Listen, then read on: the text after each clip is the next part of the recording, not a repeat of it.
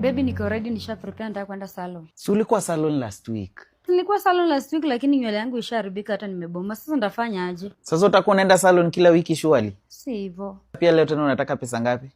Nywele ni 10,000, manicure pedicure ni 6,000, alafu facials 5,000. Nataka kama 25k lakini unaweza nipatia 30k. 30? Kwani tutakuwa tunafanyia salon? Nisaidie wallet yangu.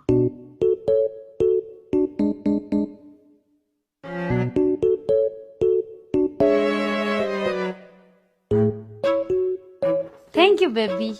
Take care. Bye bye. Kwani kusomea kitu ni pesa ngapi? Si afadhali tu mtu tuende tu shule na ajifunze tu.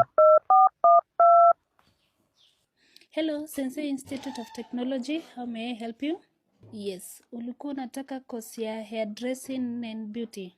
Okay, for the beauty tuko na beauty course yenye inaenda for 3 months. Yes, then we have hairdressing yenye inaenda pia for the 3 months, but you can also do combined hairdressing and beauty which goes for 6 months. 3 days later.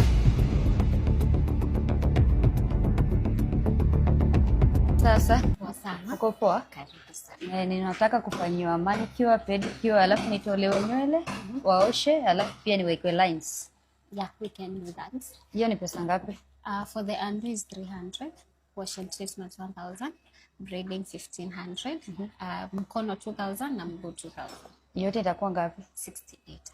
Hai, mwezi nipea discount. Women. Hiyo sasa unless ongea na bosi. Nitie bosi basi. Sawa. Hai. Okay, karibu.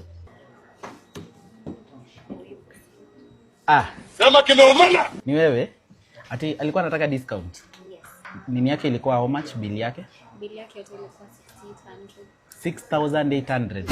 Sawa. Acha huyu niachie. Sawa. Niachie huyu. Wewe unafanya nini kwa salon? Si ulinionyesha salon niko na pesa nikaamua kufungua yangu. Hai. Sasa leta hiyo 25. Tunaitishanga 25,000 ya salon.